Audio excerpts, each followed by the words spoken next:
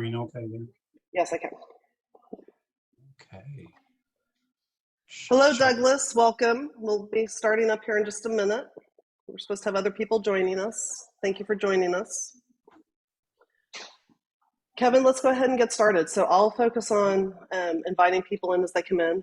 Let's go ahead and just start, be mindful of people's time. So I'm Christy Bryant with the Austin Sister City International Program. We manage the sister cities on behalf of the city of Austin. We have 14 different sister cities, and I'm very pleased to have Kevin Clark with ACC. I will let Kevin introduce himself, and thank you to Kevin. This is our 4th protocol training, I believe now, Kevin, and we appreciate you sharing different protocol and things that are important to know with the different countries that we have sister cities with.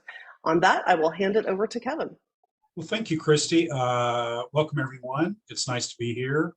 Yes, we were just, in fact, talking about the wonders of the elements of culture clashes and things you didn't understand and how you did. But I've really enjoyed this series. I think this is the last of these.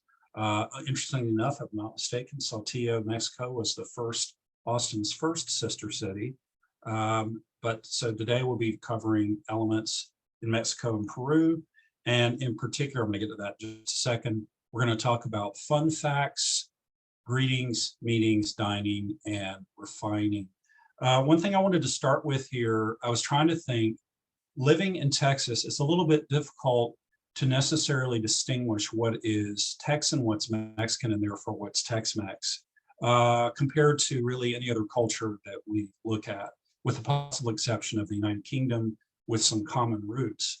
But I found this game, and I want you to notice here that it is for to have a wild Mexican evening here. I see I got it for $5. Yeah, so it's got all of the tropes or stereotypes compressed into one place. And if you can focus in a little bit more on this, here's what it says on the back of the box. I haven't actually opened the box yet. Heated Hispanic histrionics and Olay. So, this is kind of what we're up against, but I will move ahead just for a second here to show you that, in fact, this was created in Oxfordshire, England, oddly enough, by a company called Cheatwell. You can have your own Mexican evening here. I want you to notice you've got, well, that's nice, the history and culture of Mexico, tips to turn your house into a typical cantina. There are regional recipes, including peppers, garlic, and chilies. You can pack your house with a bunch of brazen banditos and sensual senoritas, and you can recognize Juan from Juanita and Miguel from Maria. Well, even at the end, it's a whole fistful of dollars cheaper. So this is kind of what is the image that some people may have in the back of their head. They may not admit as they do have dealings with their Mexican colleagues. It is sitting in the background, and to see it, you kind of have to step outside not only of Texas, but the US itself.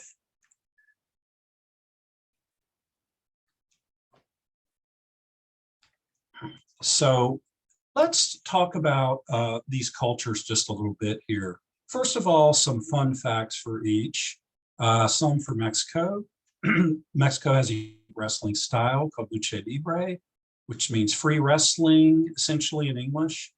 And it's a cultural spectacle of professional wrestling in Mexico that goes back all the way to the 1930s. It go before, but the big heroes, the luchadores, are known for their high-flying maneuvers as well as the mystique of their personalities. So if you look up any of these athletes, you will see that you will see their real name, but everyone knows them, of course, by their mystery names like El Santo. Another fun fact that is really interesting, if you think of pyramids, you often think of perhaps Egypt, especially the largest pyramids. But the largest pyramid in the world is the Pyramid of Cholula in the Mexican federal state, Puebla. And you see all the dimensions here. It has, in particular, it's considered the largest by volume of 4.5 million cubic meters. So that means that it's even larger than the Pyramid of Giza, even though it's less known and less popular. You might notice just there at the top, the way vegetation has grown over it here, that it's mostly hidden under this mountain. And in fact, the Spanish conquistadors built a church on the top of it there. So a lot of it's not visible, but it is nonetheless the largest one. And one more.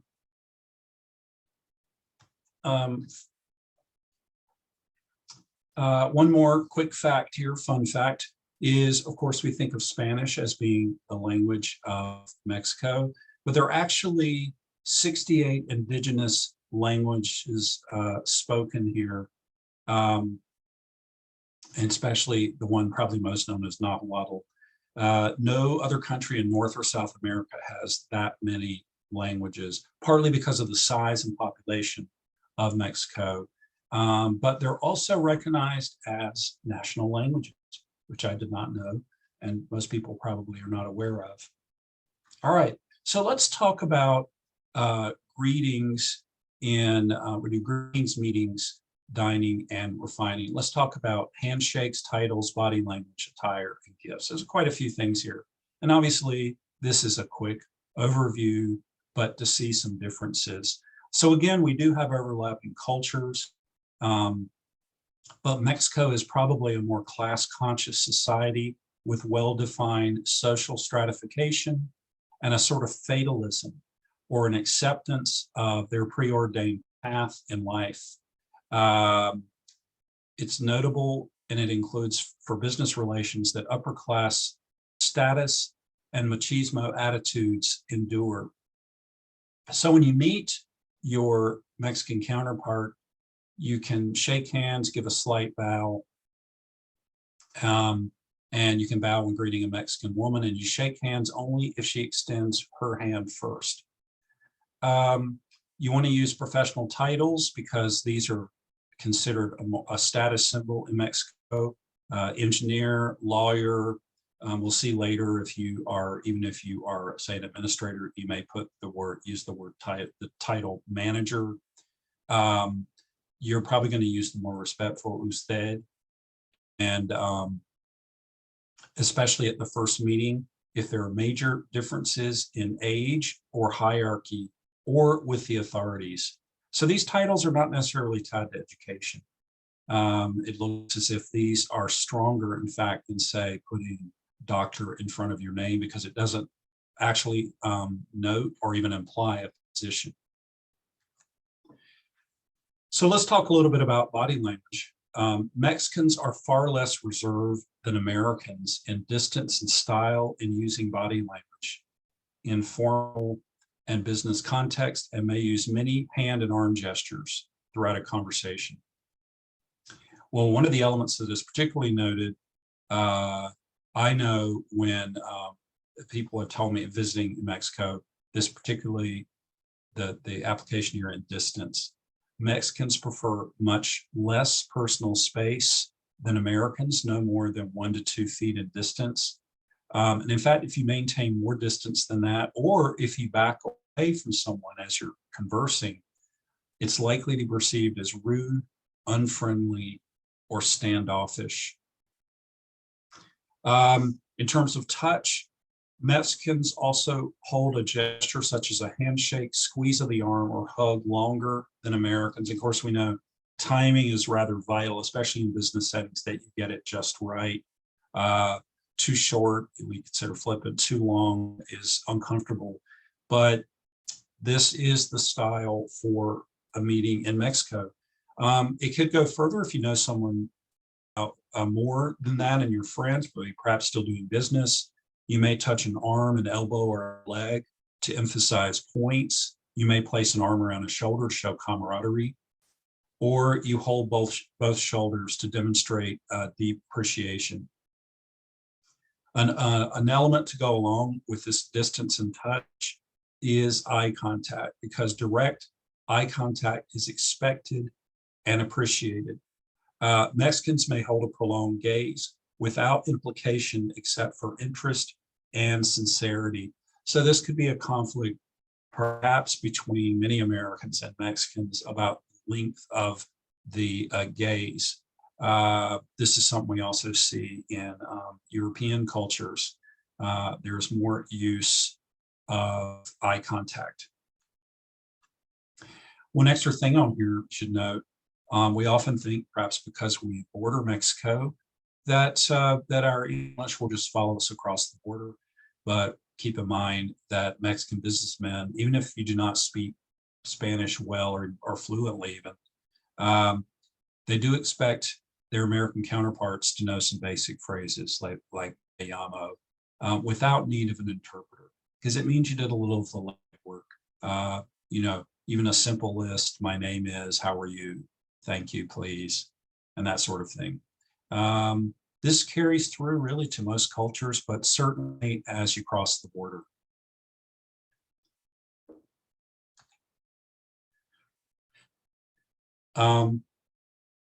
Mexicans also use more hand and arm gestures throughout a conversation than Americans do. People from indigenous groups, for example, the Chiapas Indians, are often demonstrate a reserved and shy demeanor around Americans or urban Mexicans. So not only with the American visitor, but with the social stratification in Mexico. It maintains that distance. Now, one thing particular to Mexico is indications non-verbally with gestures of yes and no. As we can see here, Mexicans communicate yes by holding up an index finger as if to point and then curling it up and down repeatedly and quickly. A good way across the room, across a table in a conference room to indicate yes. And I imagine it could even work in a Zoom meeting. If you did not want to use electronic means to raise a hand to vote, that may come in handy. Mexicans also can indicate no by shaking a hand from side to side with the index finger extended and palm facing outward. Now, if someone in Mexico wants you to share something or give you a piece of something, then they make a chopping motion of their forearm. And we're going to look at just some brief clips here in just a second so you can see some of these nonverbal gestures. Also, Mexicans often nod out of respect for the point you're making rather than an agreement with what you say. So this can be a confusing aspect for Americans. Usually if we're talking, as I'm doing right now, and you nod, it's like, yes, yes, agree, agree. But it doesn't mean that. It's simply respecting that I hear what you're saying, taking that in.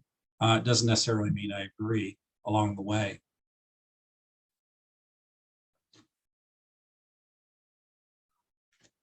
So let's just take a quick look here at, if you would, at a beginner's guide to gestures in Mexico.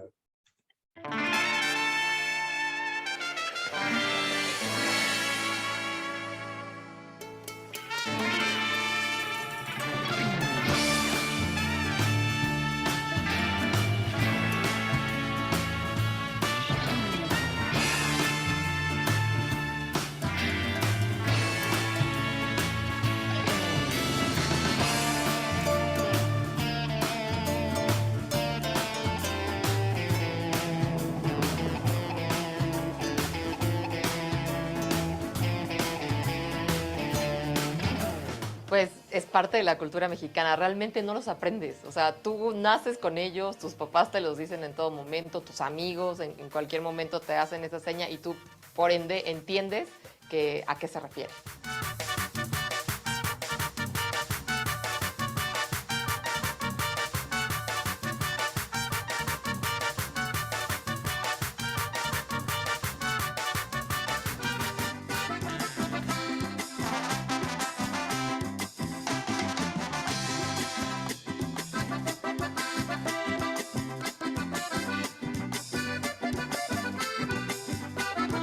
Cuando he viajado, normalmente sí acostumbro si me dan el paso o cuando algún taxi me deja hacer la seña de gracias o ese tipo de cosas, permíteme un momento, y en muchos de los casos no te entienden. La gente se queda como extraña, como que me está diciendo, pero es parte de nuestra cultura y usualmente lo hacemos.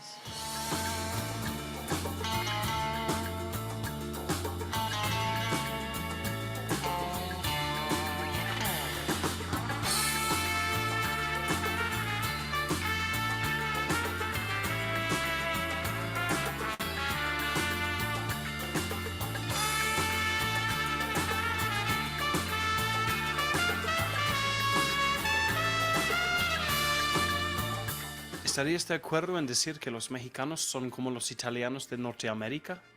Menos guapos, pero estoy de acuerdo. Sí, creo que somos muy de gestos, muy de señas, muy de esta parte de estar en contacto con la persona, como creo que también lo hacen los italianos, pero todavía con un poquito más de folclore, por así decirlo, ¿no? Con este estilo de que a usted una grosería te la digo con una seña y es muy nuestro.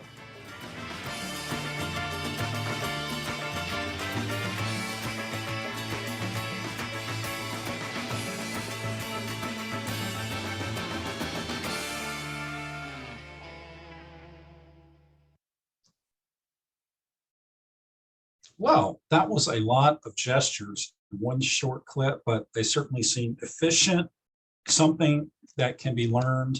And obviously, apart from reading about them, you will need to look at videos to do those, right? To get that right and see them enacted. Okay, so let's talk a little bit about attire. In business settings, Mexicans dress conservatively, often in navy or dark gray, and men should always wear a shirt and tie except at casual affairs. Women should wear suits or dresses, and my sources insist that it should be with makeup in any formal occasion. Now, this doesn't vary so much from American customs. Of course, post-pandemic, one other thing I'm noticing across cultures is sort of a worldwide business setting is that there is some dropping away of the tie, a collared shirt, suit or tie, a suit or a sport jacket. This seems to be in flux, and I think this must include Mexico as well. That you still have the formality of, not unlike what I'm doing right now, wearing a sport jacket, but without a tie. Okay, so in giving gifts, they're not always necessary in doing business as they are, for example, in many Asian cultures that we've covered in previous sessions, but they are very much appreciated. One interesting feature of this, though, is you should not inquire in advance about what the host would like, as that's considered offensive to ask about it. Instead, you've got your fail-safes of, for an initial gift, non-personal items with your corporate logo or some feature of your region, as we see here with Austin FC soccer team, and or it could be an illustrated book about your city. Now, if you get to know your business colleagues in Mexico a little more deeply, subsequent gift might be a bottle of wine or even scotch. Now, I understand actually Yeti mugs and cups have been actually a feature of visitors here to give them when they visit here from Mexico. It's a nice tie-in. If you'll note this in particular, Austin's the biggest city in the US without a major sports team in terms of football, baseball, or basketball. So in getting Austin FC, it is our first major sport. And it is one certainly, soccer is certainly well loved and beloved in Mexico. So this is pretty nice. And let's not forget, Yeti is actually headquartered in Austin also. So you see a little thought, you put a little thought into that, you work on that, you come up with this, even if it doesn't have the logo of your particular organization.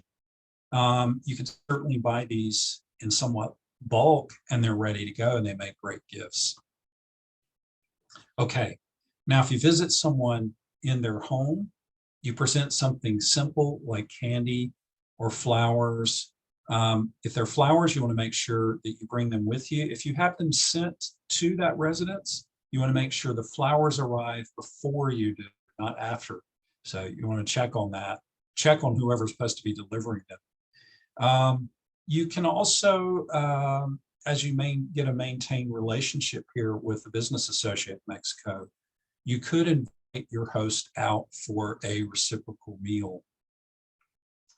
It's also considered polite to present small gifts for children, such as toys or local sports team shirt or hat. In this case, that could be UT, but it also, again, could be Austin FC. Clearly, you would have to do a little research because you want to make sure, how many children are there, maybe the gender of the children. And well, if you go with a shirt, you might have to check sizes too, right? So this does mean a little bit of legwork, not asking about what the host would like, but asking some details about what are the children in the host family. There are some things to avoid. And you notice these are truly not universal. As we've covered in previous session, colors represent different things in different cultures and have different connotations. For example, in Japan, white symbolizes death, but in Mexico, yellow flowers symbolize death. As she just mentioned about the gestures, about the folklore go behind it, red flowers are seen as being able to cast spells, and white flowers lift spells. That might be somewhat positive. So if you got white flowers, you're not going to send them to Japan, but you will send them to Mexico, possibly, if you want to lift a spell, but it brings in the folklore.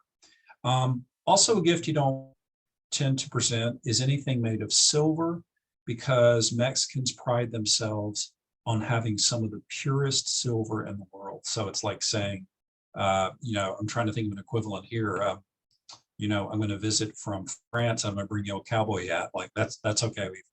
We've got cowboy hats. We get to see your version of it, and that's how it would be perceived. It's perhaps an American version of silver, but not quite as good as the silver you can get locally in Mexico.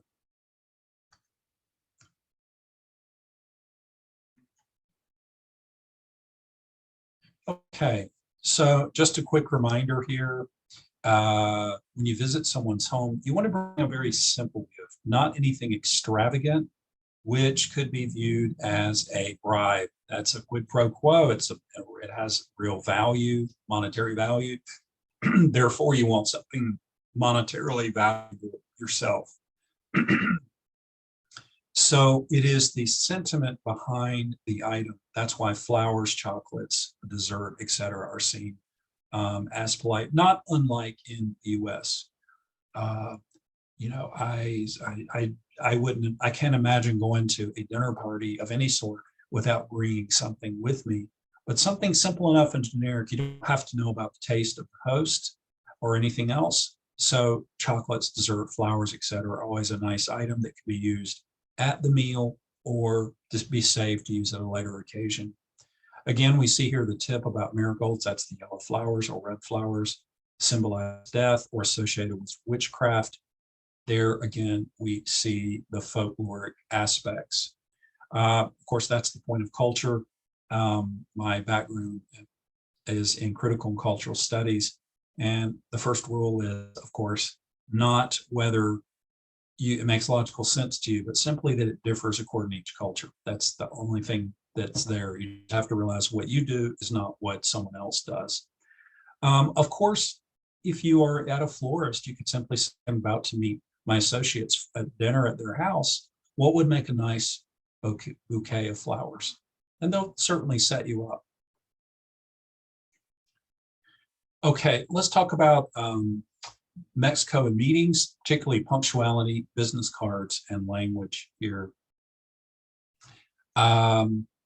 So American business associates are expected to be on time for meetings, although your Mexican counterpart may be late or keep you waiting.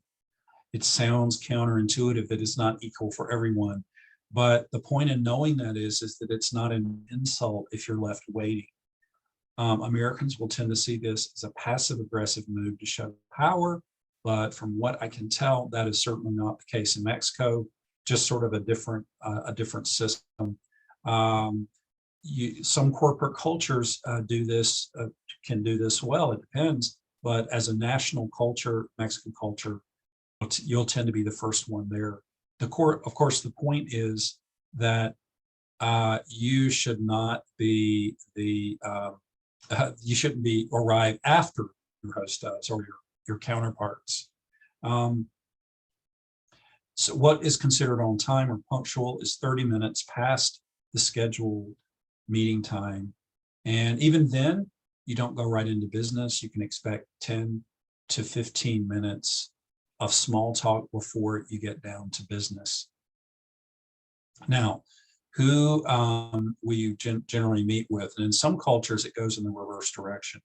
You start with lower level and move up depending on your level of importance for them, whether they continue to do business. That's particularly true in Asian cultures. But in Mexico, you tend to meet with the top level executives first. And then as they iron out the details, you meet with middle management and technical staff.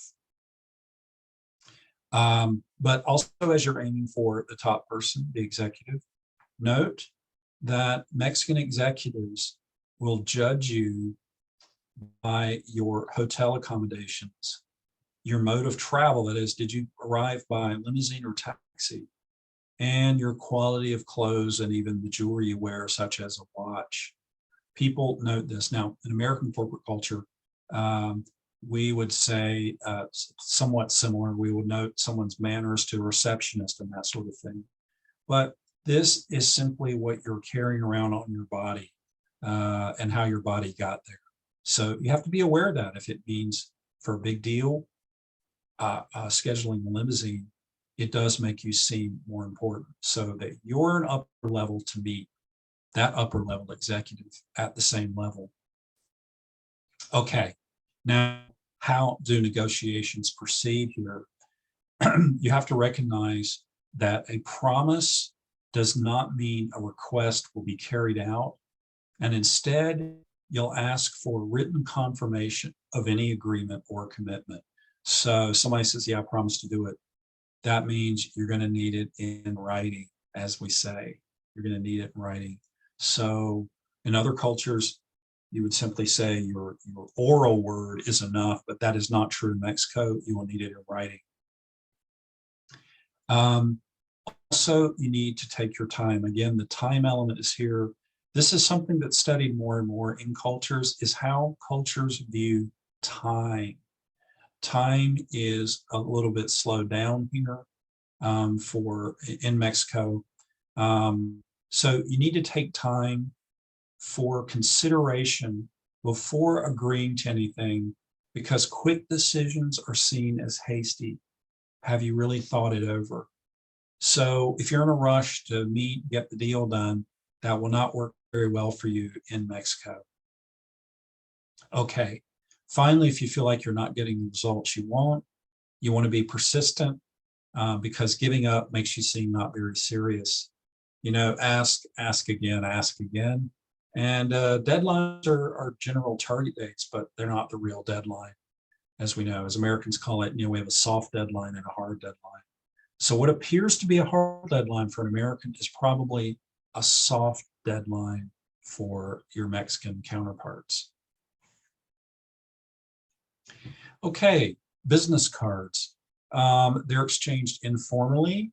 You can be contacted at any time if your counterpart needs something. This is not unlike the American system. Again, a more casual use of your identity, exchange of identity, compared to, again, say, Japan.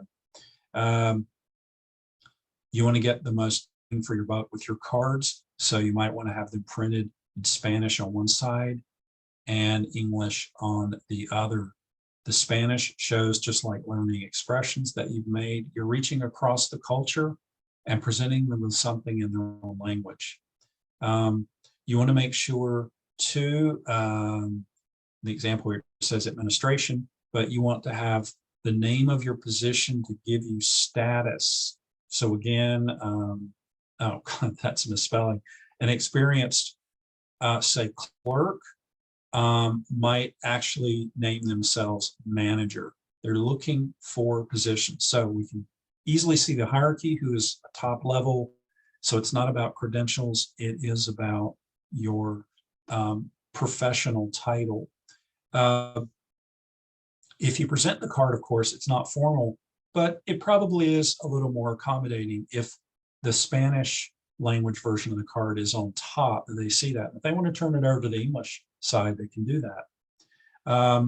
It could be at the beginning or the end of the meeting. And that's not unlike the US. It's somewhat informal, but especially if you're at a meeting, we saw at a conference table with a dozen people, it's kind of hard to keep up with all the names and positions. And this way, you easily have the contact information. One note about this way, let me see if it's in here. You should keep the information to all your professional notes here without personal information. So no home addresses, no home phone numbers. You probably don't anyway. You have a cell phone, but you'll notice here in this example, it is a company. It's .com.mx. So that way, it does divide. In this sense, it does divide work and the work-life balance. This is clearly work without any personal details. Okay, so let's talk about now Mexico and dining. How do you show up? Now, if we saw our silly game that the British created for people to have a Mexican evening with all the stereotypes, we might think, well, I've got this down because we have Mexican restaurants right here in Austin. But that's somewhat true because you'll notice here that business entertainment is important for developing personal relationships. So someone is more likely, your Mexican counterparts are more likely to do business with you if they get to know a little bit about who you are. It's not strictly business. So again, different time sense, you got to take it slow. You got to meet somebody at the beginning of meetings or 10 to 15 minutes of chat about things. Generally, you can arrive very late. I put quotation marks because it depends on whose definition of late it is. For us, it's late, and it's not late in Mexico. If you do arrive on time, you're likely to be the only one there, and you may have to wait for hours. Now, we do that in America too. If someone says they're having a dinner party at 7, you do not show up at 7. You show up at least in the time expected for people to arrive and to have cocktails or something, aperitifs before dinner. So you would be in good stead to take the time and add to it. From what I could find, it could be a half hour to an hour, and you'll be just fine. Now, it may seem, here's the problem with dining in general. We have this odd mix of business and pleasure.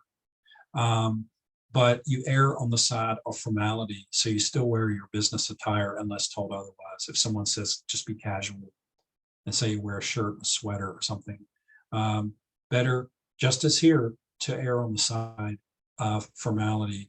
As you know, if you went to a dinner party here, turns out it was formal wear. That means tuxedos and evening gowns, and you show up in a suit, you're going to look odd. But if it's suits and you show up in a tux, it looks like you have somewhere more important to be. And that is the impression you give. You aim for formality so that you get on the best side of the upper level top executives to see you're serious. You wear a nice watch, you have a nice shirt, jacket, you came in a limo. All these things give you a certain status. Okay, so when you sit, it's not unlike a much more informal way of seating in the US. If there is a host and hostess, say a couple, the host would be on one end and the hostess on the other. So they're two heads of the table. If there is a male, most important guest, he sits to the right of the hostess, but a female most important person, visitor, sits on the right of the host.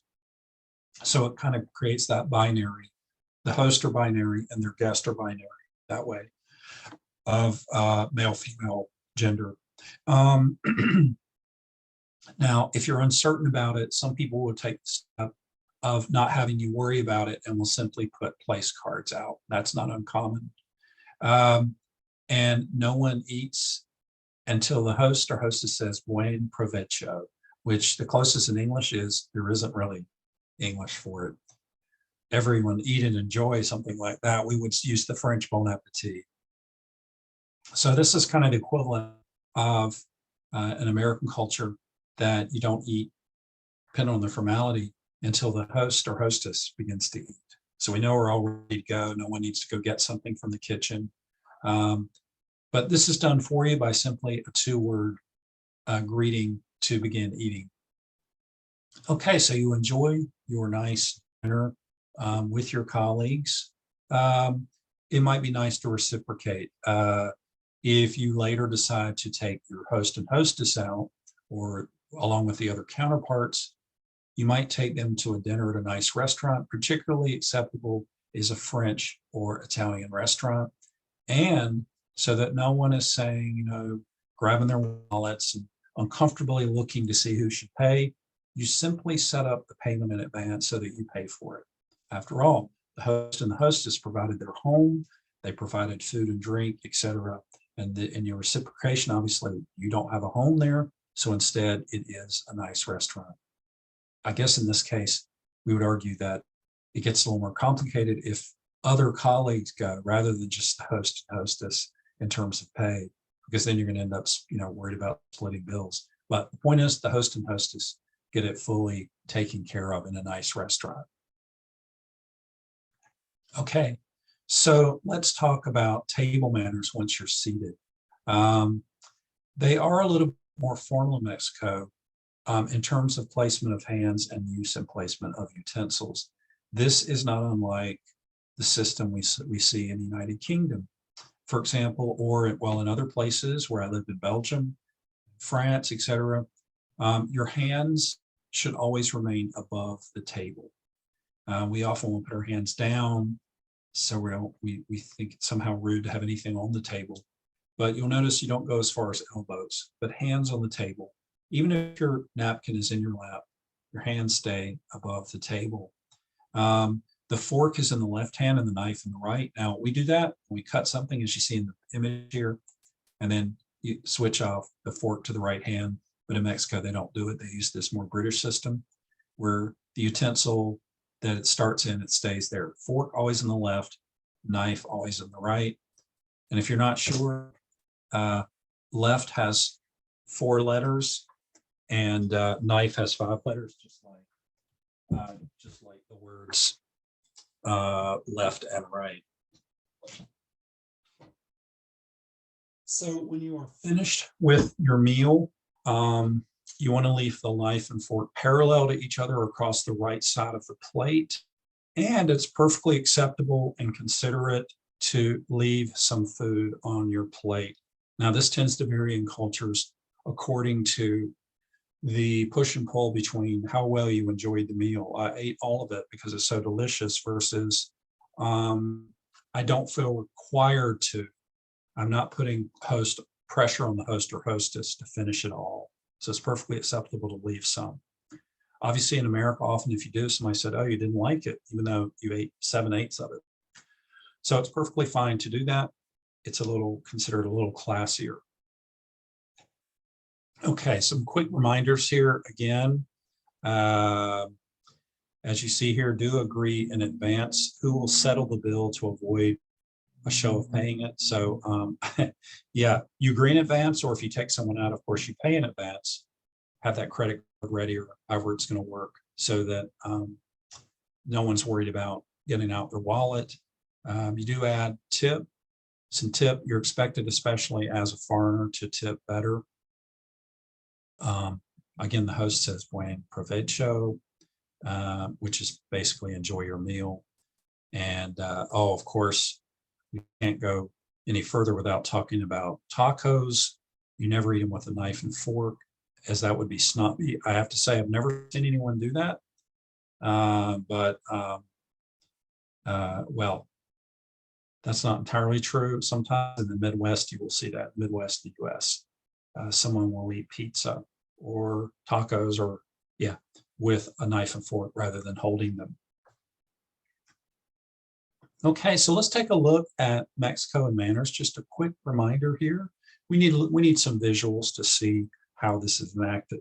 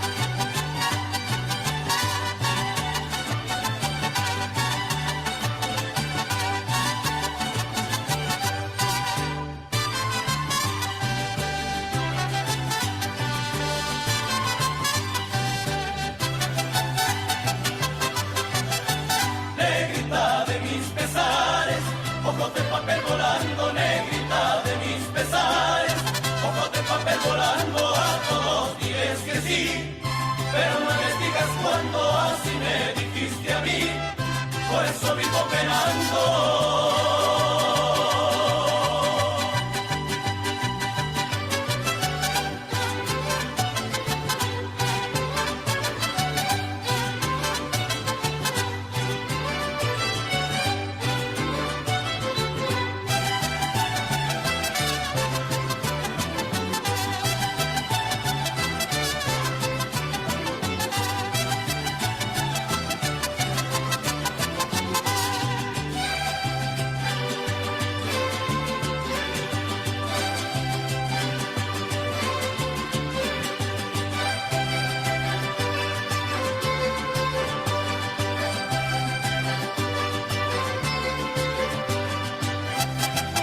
All right, a nice little overview there. All right, now our last step in looking at Mexico and business is refining. So in each of our sessions, we've been looking at how women may interact in business. Obviously, this is an ongoing process, not only around the world, but in the US as well. How are women perceived? Can they expect to be taken seriously and that sort of thing? So one of the issues is that Mexico still has a strong machismo culture, which means that a lot of businessmen will not have much experience with women in positions of authority. But the suggestions are to show competence, skill, and authority to get the work done. As you can see in the image here, show your data, tell about what you need, what you want, what you hope to accomplish in the meeting. Excuse me. Well, here's one big difference between the US and Mexico. Talk and behavior that would be considered sexist in the US may have to be endured. You graciously accept flirtation while reminding male counterparts that you are a businesswoman. So rather than being insulted by it, take it in good stead and move on with your business presentation, whatever else you're doing. Along those lines, you also want to avoid asking a male counterpart to dinner unless the spouse comes along, because it may be misconstrued as a date. Well, in the US, of course, this could be true as well.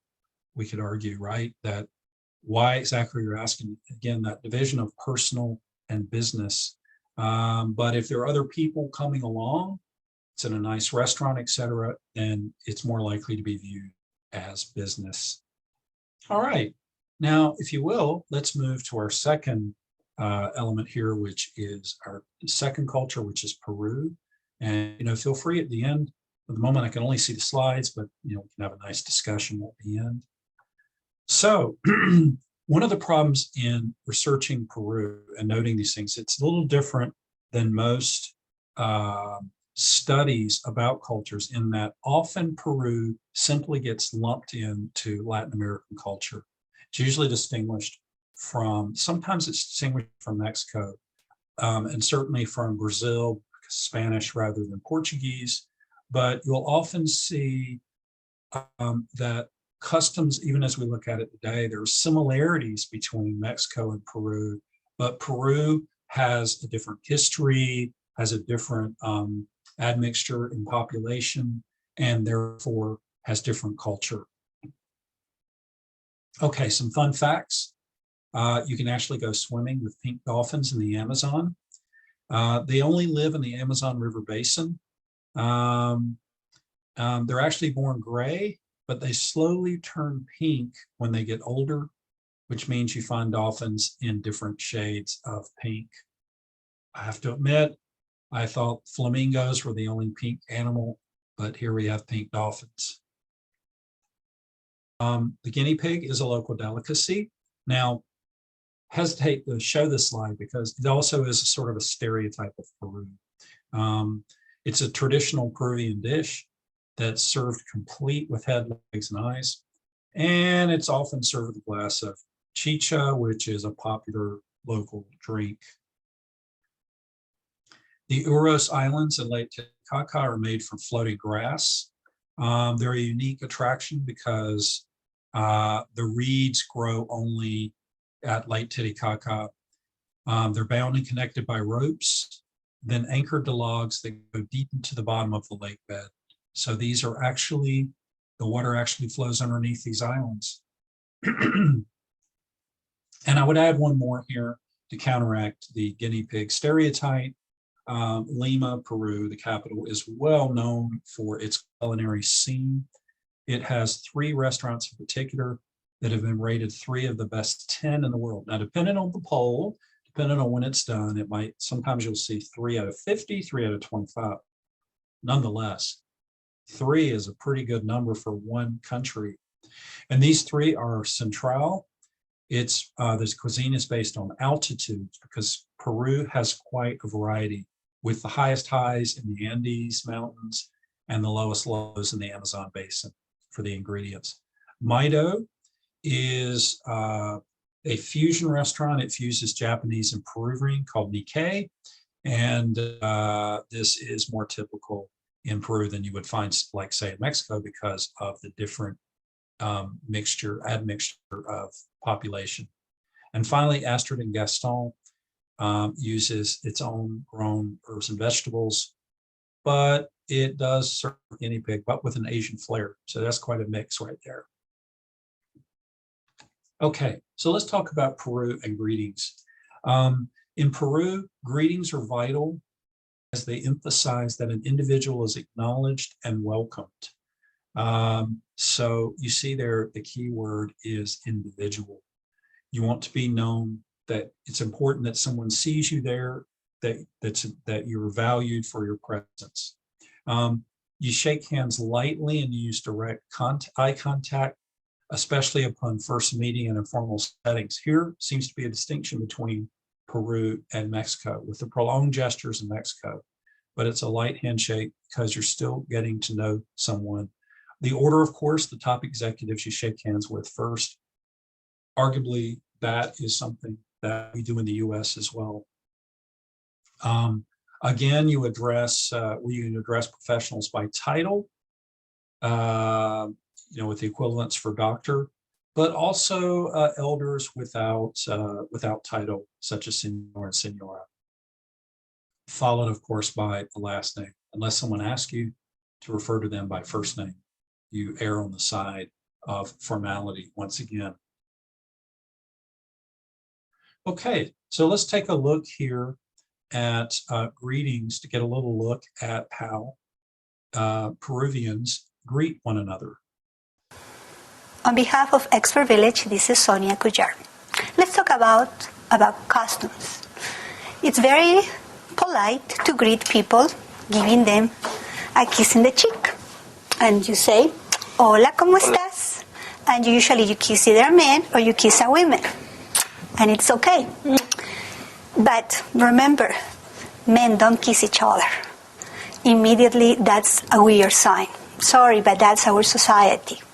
Another thing that's very important, it's, you always have to be polite. Say thank you for everything. Say please, por favor. You're going to go an extra mile. People are going to give you back smiles. It will be really awesome if you are a gentleman, a true gentleman, and open the door when you exit a taxi, when you enter a hotel, or things like that. In general, everybody will appreciate it. And if, let's say, you encounter an older lady with a heavy load and you decide to help her, that's it. You have a friend for life. Remember one thing, it's not customary to tip, but let's not forget, this is a really good custom. So if you go there and if you buy anything at the restaurant, be generous. Whatever your tip is not as much. So go ahead, and that way you're going to be part of Peru and you're going to feel right at home. Okay. So, of course, the greetings here, you want to get that correct about who approaches who. Okay, so as we saw with Mexico and Peru, Peruvians are far less reserved than Americans in distance and style in using body language in formal and business contexts. And they are going to likely use many hand and arm gestures throughout a conversation. Again, in terms of personal versus social distance. Peruvians prefer much less personal space than Americans. Some would argue that it's zero space.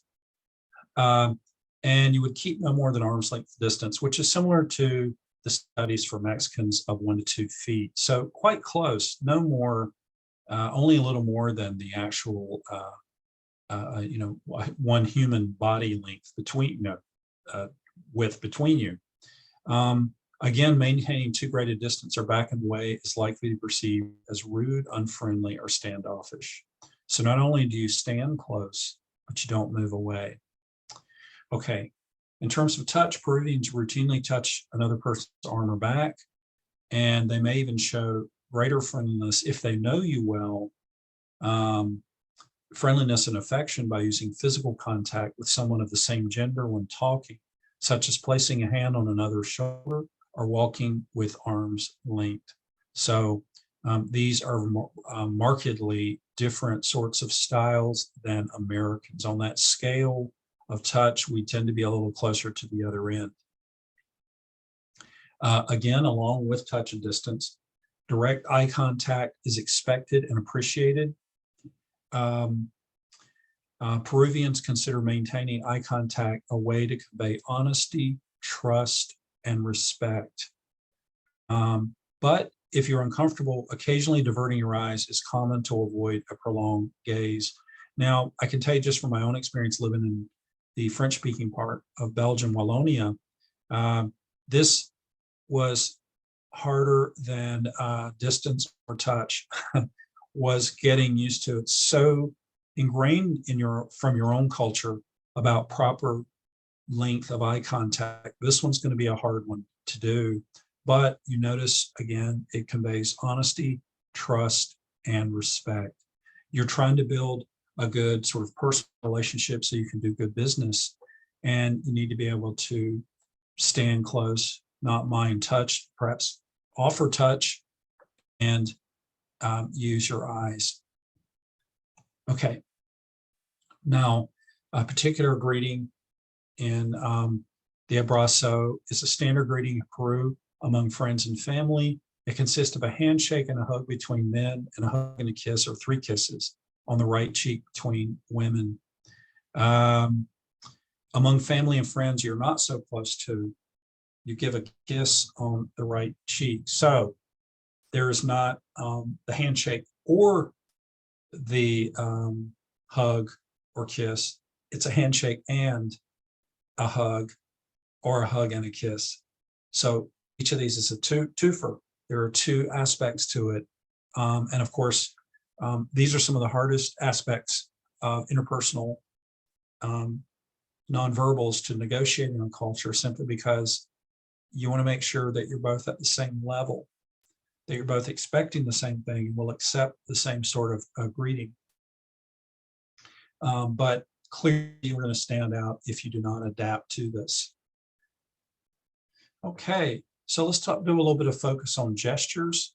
Again, like Mexicans, Peruvians use more hand and arm gestures throughout a conversation than Americans do. Gestures do go long.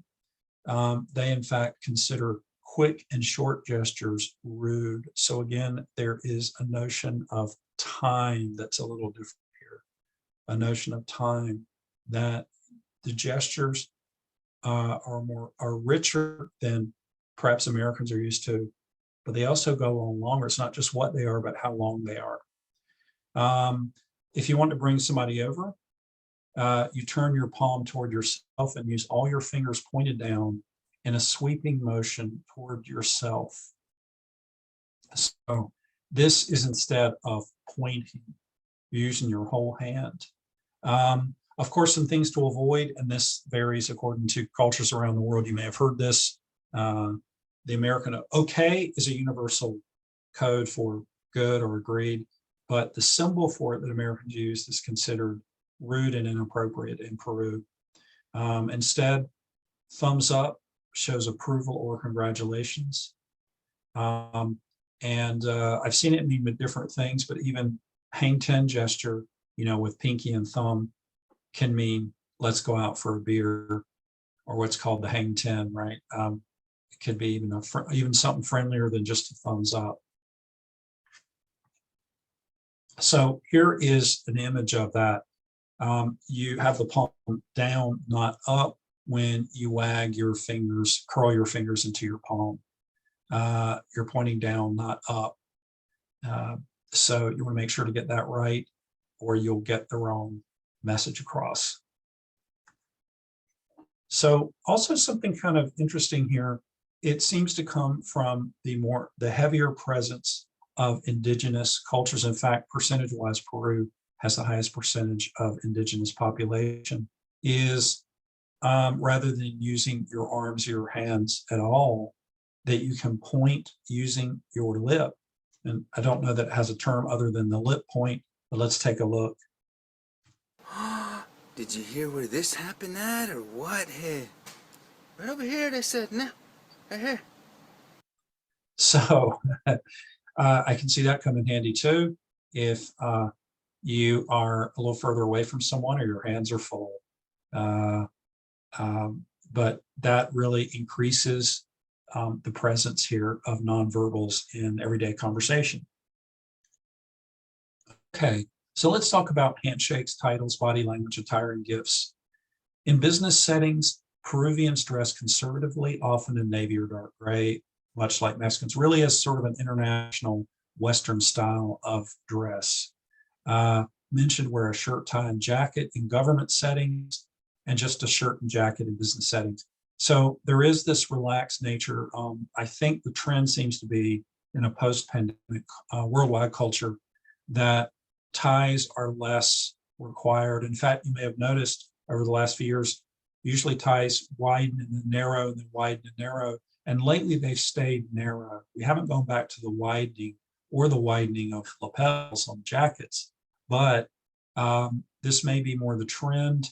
If I were to be predictive here, I would say there'll probably be more use of pocket squares as a way to accent your coat, your jacket, rather than a tie.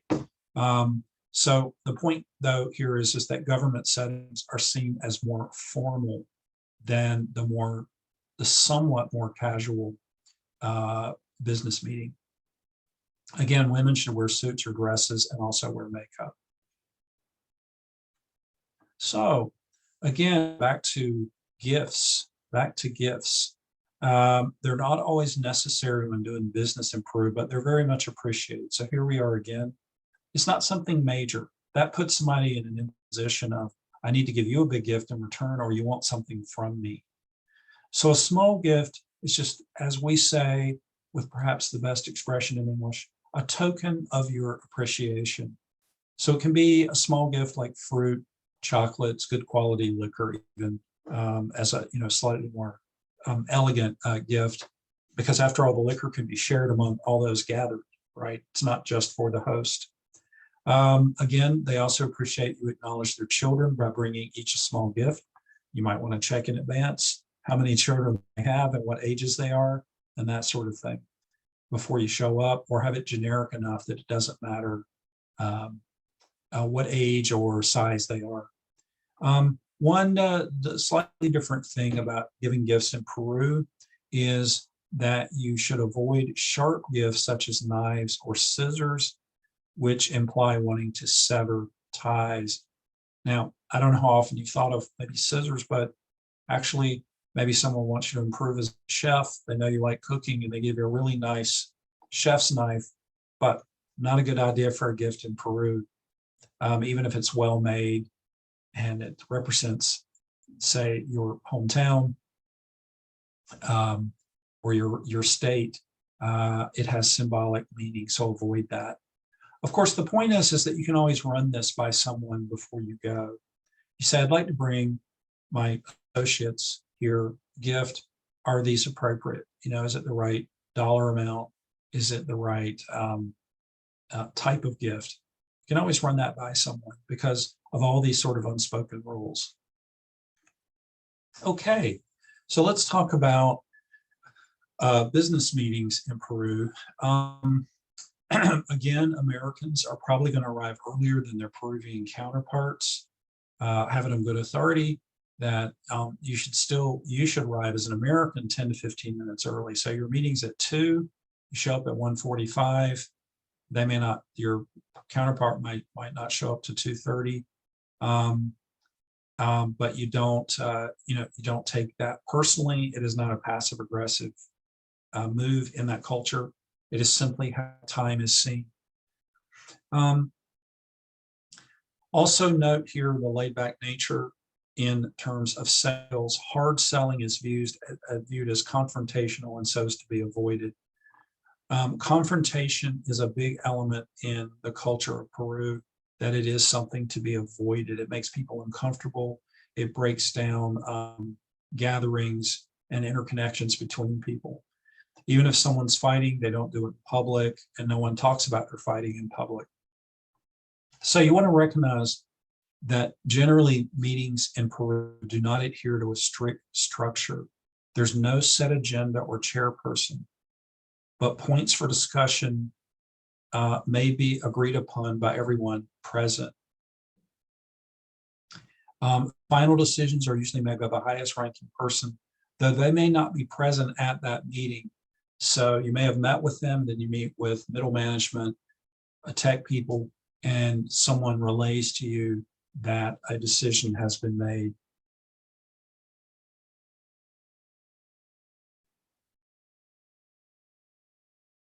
Okay, let's see. So business cards. Again, as in Mexico and really as in the US, they're exchanged informally in business meetings, often with the note that you can be contacted at any time if you need something. So again, you have English on one side, Spanish on the other, and you want your name of your position to give you status. I don't know why I misspelled that. An experienced clerk in Peru might be a manager. You notice here in this example card, it says account manager. That can mean a lot of things. It could be everybody in a certain level in that business is called manager, but they're particularly an account manager. But notice it has the basics here: the logo, the name, and the company's the company name, company address, phone number, fax number if there is one, email. No personal information. It's all at the business level. And to check, also, as I was reading about this too, I thought about this in cards. You really do want to make sure that it's in English and Spanish, and one of those languages, even if you're good at the other, is going to be your native language, and you can check for things. But you may have a native speaker check the spelling and even the word choice for the other language. So if you're a native English speaker, Spanish is good. You still want a native Spanish speaker to check the spelling before you get 1,000, 500, 200 cards printed up, because that can be embarrassing. It is also disrespectful that you didn't bother getting the words right. It should be a good translation. And I've worked on that end of things. I've been corrected things for people in Europe to make sure it is written correctly in English. And you can present these at the beginning or end of the meeting. So it's fairly casual again. Probably it would be best, the one formality is that you present the card with the Spanish version on the facing up and the English version facing down. Okay, so now let's talk about Peru and dining. Again, as in Mexico, business entertainment is important for developing personal relationships. If you arrive on time, you'll be the first one there. No one will be there. Business attire, again, until told otherwise. The same as in Mexico. If there's a host and a hostess on either end of the table, either head of the table, a female important guest sits to the right of the host. A male important guest sits to the right of the hostess. I guess you have to look into it a little more. If you are the most important guest, you're male, and there is a host but no hostess, obviously. But that might be someone will just suggest where you sit. Some things differ a little bit in Peru than Mexico in terms, again, by population, culture. For indigenous cultures, especially in the Andes, food is considered a sign of respect and is connected to the earth. And of course, let's not forget when we talk about the earth and the Andes and Peruvians, that is where potatoes come from, and is certainly a source of pride and is in most meals. They also use the more formal version for you. There is a little bit of a separation there in formality.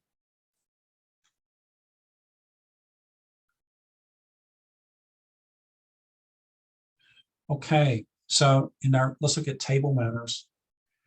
They're slightly more formal in Peru than in the US in terms of placement of hands and use and placement of utensils. Again, hands, but not elbows above the table, propped on the edge. Again, the fork in the left hand, knife in the right hand. And when you're done, you place the knife and fork parallel in the 10 position. It's funny, pointed to the 10, but others will note, at the 4 position, that's the same thing, right? So this sort of going from northwest to southeast. And it's also normal to leave some food on your plate. Okay, now let's do some refining here. How is it for women and dealing with women in Peruvian business culture? It is very interesting here, a stat that is different than, definitely different from Mexico and from the US. Business practices are still very conservative, but 40% of Peru's entrepreneurs are women. That is one of the highest percentages, not only in Latin America, but also in the world. But the problem is women generally lack equitable access to capital, to networks, and to education and training. So the problem is it tends to be, it doesn't tend to be, for example, a tech company. It could be a home cottage industry instead. So again, you want to show competence, skill, and authority. And in terms of acceptance, in reverse here, the thing is it's rude to turn down an invitation to someone's house because it is an opening to a business relationship. Now, one more thing I just want to show you quickly here about Mexico and Peru is Hofstede's cultural dimensions. Gerda Hofstede, a Dutch researcher, worked for IBM, realized that IBM operated differently across the world because of cultural dimensions. Now you see here there are 6. I think he started with 4 and he added 2 more. What we want to look at here in this number generator is how the US is different. The green one is different than the blue and the purple, which are Mexico and Peru. One of these is in power distance. That is, as you see in the second box here, this is the amount that there's a distinction between levels of power. In the US, we call our bosses by their first name. They call us by our first name. But there's much more power distance in Mexico here, as you see in the yellow. It's pretty high. It's very hierarchical. That is, there are levels. The top executives want to see you dress like a top executive. How wear a watch, come in the limo. But people accept the hierarchical order. There is the word used repeatedly in the research, a sense of fatalism, that you know your place and you don't question it. Another one that differs in reverse here is individualism. The US ranks top in the world of 192 countries. This means that your self-image is defined by I instead of we. Mexico is considered a collectivist society. That's the opposite of individualistic. There's a long-term commitment to the member group, and that includes family, extended family, and extended relationships, which is why you have casual 10 to 15 minutes of business meeting. You get to know someone personally at dinner and elsewhere, so that they can build, so that you can be drawn into this extended family, extended relationship. One more thing is indulgence. This is how much people will control their desires or impulses. If it's high level, it's called indulgence, and if it's lower, it's called restraint. Mexico is one of the highest with a tendency toward indulgence, which means they like to enjoy life and have fun. Okay, and just a couple more here for Peru, and that's it. Power distance, also high, but low. High in Peru, low for the US, so they do see levels more. There's a hierarchy and that means a hierarchy for business as well. Another one is individualism, also low like Mexico, where we're very high. They see themselves, it's like with most Latin American countries, a very a low sense of individualism, so a high sense of collectivism. You want to be friendly. There's some casual nature to it so they can draw you in after they know you to the larger extended business family. And that's it, ladies and gentlemen. Does anyone have any questions here? Oh, you're very patient. That's an hour and something, 75 minutes, very quiet. So would anyone like to comment on any of that, especially the Mexican game? Were you surprised by that? Not surprised, but they threw in every stereotype possible. I cannot believe how condensed the stereotypes were, even ones I didn't even think of. That's how the British see, Mexican culture. And some Americans do, but I've never seen it so condensed on the back of a box before. Hello. Oh, Hi, Donna. hi everyone. Thank you very much for this. That was very helpful and a lot of truths from what I experienced in Mexico. I've never been to Peru, but for Mexico, yes. I did want to say, and I don't know if you might have mentioned it, but WhatsApp is a very, very important channel, even in very like upper high class business transactions or whatever. But a lot of things, even contracts, are being sent sometimes via WhatsApp. So I just wanted to put that out there. Even contracts? Wow. Contracts, WhatsApp? Yeah, also there might be an email as well, but there's a lot of sharing in WhatsApp. Oh, thank you. I had no idea. I didn't know you could do that. I mean, you send it as a PDF, Yeah, right? Not to sign it. John, I have a question just on WhatsApp because that's come up a lot for me lately. Is it also the verbal discussion, but also the FaceTime, the video portion as well? I want to say from my experience, not so much video, but a lot of voice messages. Thank you, John. Wow. I do find that interesting because I have a friend right now who lives in Taipei, Taiwan, and he uses Line, and it's kind of complicated. When I go through my contacts, it'll find who has, already has it, and it just depends. So some have WhatsApp, some have Line, some have, what's it called, Telegram, and it gets a little confusing because it's not universal. Who's using what, and also if they join but then use another one, you don't know that they're actually still on there. So how would you know that your colleagues are still using WhatsApp?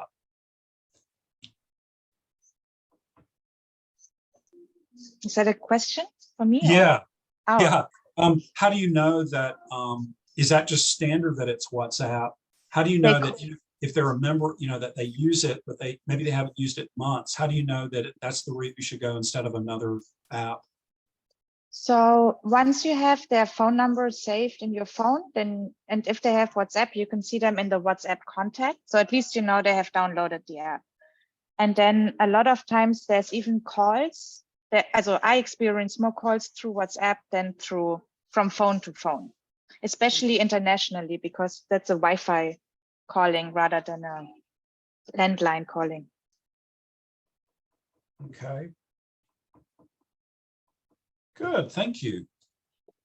That's Does interesting. anybody else have a question for Kevin? Mona, Douglas, Najee? It looked like Douglas might have a question. Well, while you're on WhatsApp, WhatsApp has been very helpful for me with my students because the previous speaker was just saying that if it's a Wi-Fi or internet-based program, so you don't use your data. What I like about WhatsApp, especially when you're communicating either business-wise or with students, is that you can actually send the entire conversation to a printer, and you have a transcript of what's been transpiring on the WhatsApp. So even if the other side deletes the conversation, you still have record of it, and you can send it to a printer and print out the transcript, which actually helps if you're traveling with students and they miss their airplanes. So it helps when you go to records in front of student tribunals on behavior, it's all recorded. Unfortunately, speaking from experience here. I know, it sounds like you're speaking but from experience. WhatsApp is wonderful. WhatsApp is wonderful. I even tried to get my friends here domestically to use it instead of sending a Google ping, because I've actually been led directly to a person's table in Torino, Italy, using WhatsApp as opposed to just the block where the restaurant happens to be located. So it's an amazing tool. It's amazing. Thank you. I've worked in Mexico. I've lived in Mexico. I lived on the border for years. I've worked in San Antonio for 20 years, which is kind of like northern Mexico, but I knew nothing about Peru. So I appreciate the insight into Peru, and basically everything that you said in regards to Mexico has been my experience. Unfortunately, I'm driving, and so I wasn't able to look at the game when you put it up because I'm watching I-35 because I'm driving up from San Antonio. But having Zoom on your phone is very helpful. And so I appreciate these annual lectures. I find them very informative, and it's nice to remain tied in with the Sister City program. Well, thank you, Douglas. You know, I can send Christy if you want to see those images of that game, because it's so, we could spend an hour just looking at it. It's so rich, both compelling and horrifying at the same time. It is. Well, let's maybe wrap up and thank everybody. I will say that you are able to see this on the ASCI Facebook page. So we recorded it live. It's on there. And then after a little bit of time, it will also be on ASCI's YouTube channel. But we'll continue to have these. I think that we have finished with Kevin for the year, but we will be revisiting the different countries that we've had previously. We might add a few things to them moving forward. And we've really appreciated you, Kevin. Thank you so much for sharing. I mean, this applies to so many different things in our lives, whether or not we have an opportunity to go to those countries or host people from those countries in the immediate future. I find that it just opens my mind to have a reminder of how things are different outside of our little bubble. Yes, thank you. And I think in particular, the things with touch and body and eye contact, those are going to hit the hardest when you're not used to those. Little things myself, in Belgium and France, bopping noses, trying to kiss, then didn't know which side first. And just things you think you read about, but until you do it, it's like reading about swimming, but until you get to the pool, it's not going to work. Thank you, Moma. Well, thank you, Christy. And I guess this concludes our meeting for today. I look forward to seeing everyone again later. Thank Christy, you. did you just do a namaste? I did. Yeah. I see the light in you as well. Thank you, everybody. Thank you, Kevin. Take care. Thank you. Take care. Thank Bye-bye. you. Thank you. Appreciate it. Thank you. Bye.